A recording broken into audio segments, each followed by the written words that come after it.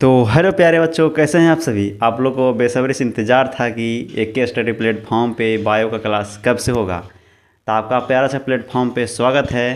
तो मैं वो बायो का टीचर हैं, उनसे मैं मुलाकात करवाऊंगा। आप लोग को बताएंगे कि वो क्या पढ़ाएंगे।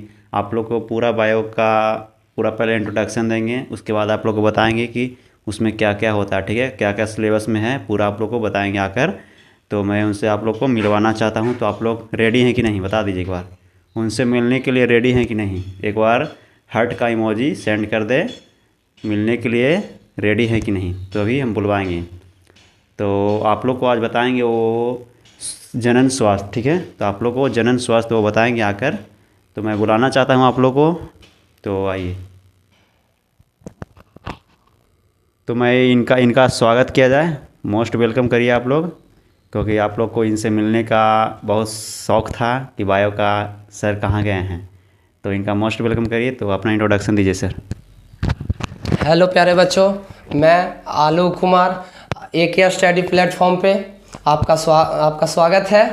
तो जैसा कि आप जानते हैं कि आज का टॉपिक है हमारा जनन स्वास्थ्य।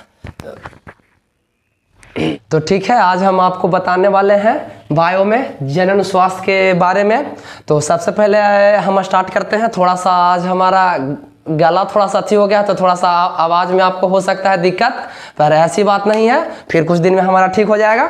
तो चलिए शुरू करते हैं जनन स्वास्थ्य से। सबसे पहले बायोलॉजी। बायोलॉजी में दो होता है, सबसे पहले बायो, उसके बाद आता है लॉजी, लिविंग।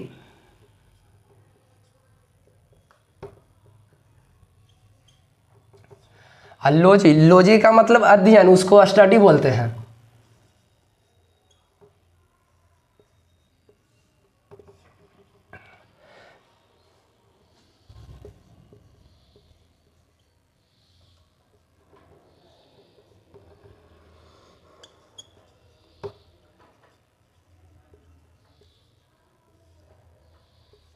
जैसा कि आप देखिए बायोलॉजी, बायो में दो अच्छी होता है। सबसे पहले बायो के यानी लिविंग, लिविंग का हिंदी होता है जीवित।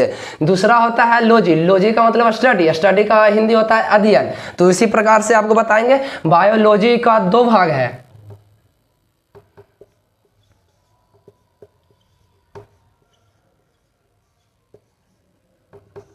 बायोलॉजी का दो भाग है। सबसे पहले बॉटनी,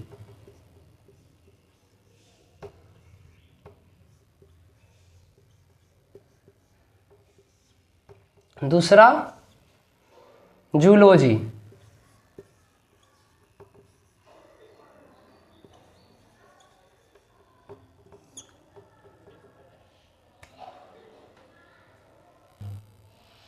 जैसा बताया थे आपको, बायोलॉजी दो, इसका दो भाग होता है। सबसे पहले बॉटनी, दूसरा जूलॉजी। बॉटनी के जनक हैं थियोफ्रिस्टस और जूलॉजी के जनक हुए अरस्तु।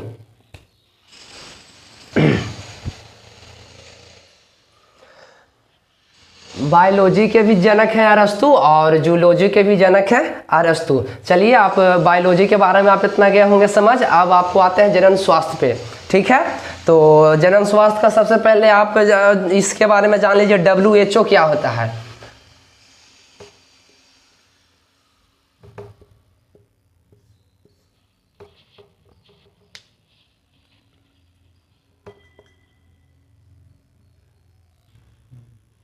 सबसे पहले आप WHO के बारे में जान लीजिए। WHO का फुल फॉर्म होता है वर्ल्ड हेल्थ ऑर्गेनाइजेशन, ठीक है। अब WHO के बारे का मुख्य क्या, WHO का मुख्यालय स्विट्जरलैंड में उपस्थित है, जिसके अनुसार जब कोई व्यक्ति शारीरिक, मानसिक, व्यवहारिक, सामाजिक रूप से अपना जीवन यापन करता है तो इसे स्वस्थ व्यक्ति कहा जाता है। अगर आप इसका स्क्रीनशॉट लेना चाहते हैं तो आप ले लीजिए, टोटल है, हम साइड हो रहे हैं। WHO का मुख्य उद्देश्य स्वास्थ्य के प्रति लोगों को जागरूक करना है, ठीक है। जिसके कुछ उदाहरण इस प्रकार से हैं।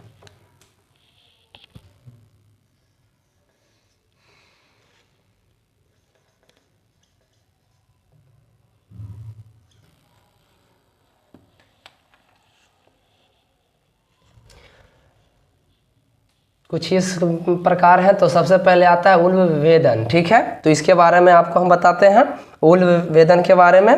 तो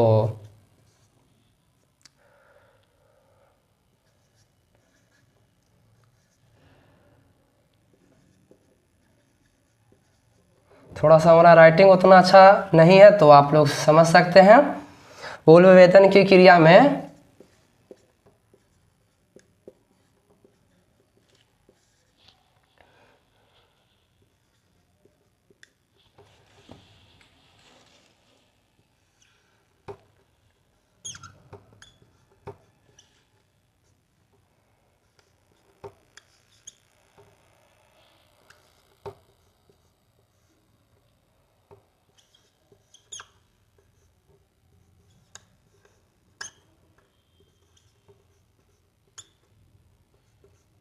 अल्ट्रासोनोग्राफी की क्रिया द्वारा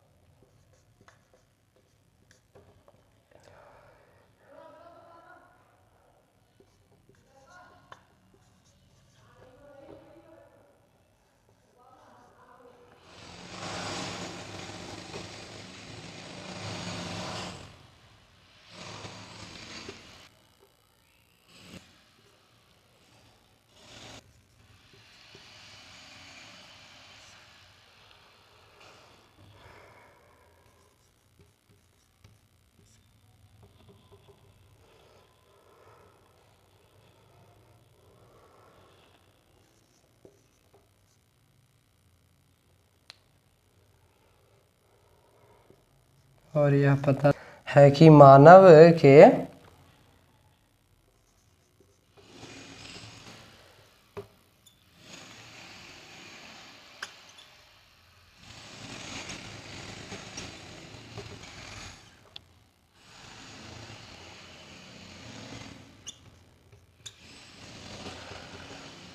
बाहर बहुत हल्ला हो रहा है, थोड़ा सा आपको बैकग्राउंड म्यूजिक में आपको थोड़ा सा दिक्कत हो सकता है, तो थोड़ा सा आप देख लीजिएगा।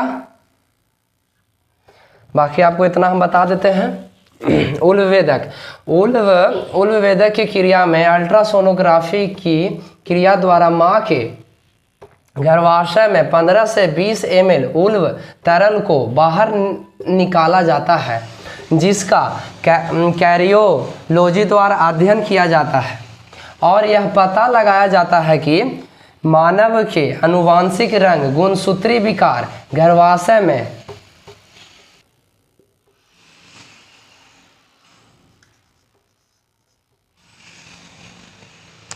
संक्रमण जैसी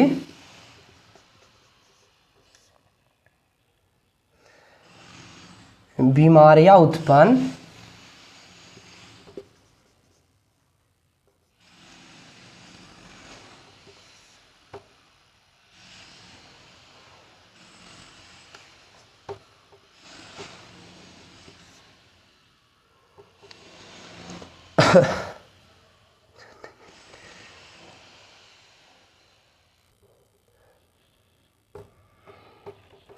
कन्या भ्रूण हत्या में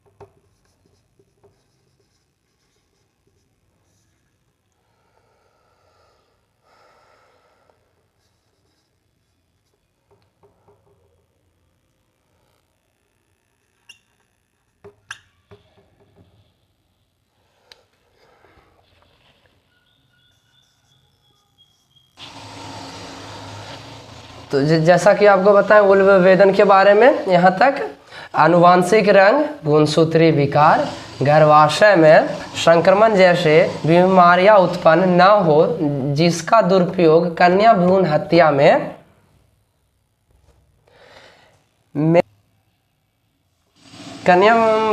में किया जाता है, जिसे रोकने के लिए भारत सरकार ने सन 1971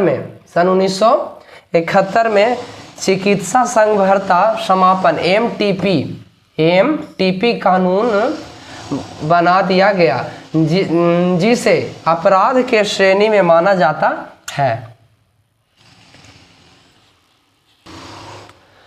फिर से हम आपको एक बार और हम आपको रिपीट कर देते हैं कि आपको अच्छा से आ जाए समझ में। उल्व वेदन की क्रिया में अल्ट्रासोनोग्राफी की क्रिया द्वारा माँ के गर्भाशय से 15 से 20 ml उल्व तरल को बाहर निकाला जाता है, जिसका कैरियोलॉजी द्वारा अध्ययन किया जाता है और यह पता लगाया जाता है कि मानव के आनुवांशिक रंग, गुणसूत्री विकार, गर्भाशय में संक्रमण जैसी बीमारियां उत्पन्न न हो जिसका दुरुपयोग कन्या भ्रूण हत्या में किया जाने लगा, जिसे रोकने के लिए भारत सरकार ने सन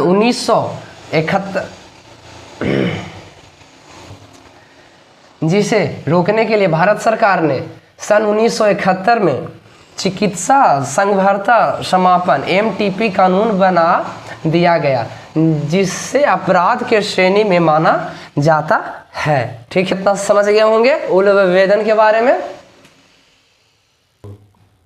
तो आप लोगों को यहाँ तक हो गया होगा क्लियर। तो आज का टॉपिक हम यहीं तक छोड़ते हैं। तो कमेंट में हमसे पूछा गया एक शायरी के बारे में, तो उसके बारे में आज लास्ट में आप लोगों को मोटिवेशन कर देते हैं कि महफिल में यूं बुलाने का शुक्रिया, एक स्टडी प्लेटफॉर्म पे हमें मौका देने का शुक्रिया। हम तो जानते थे कि हम आपके दिल में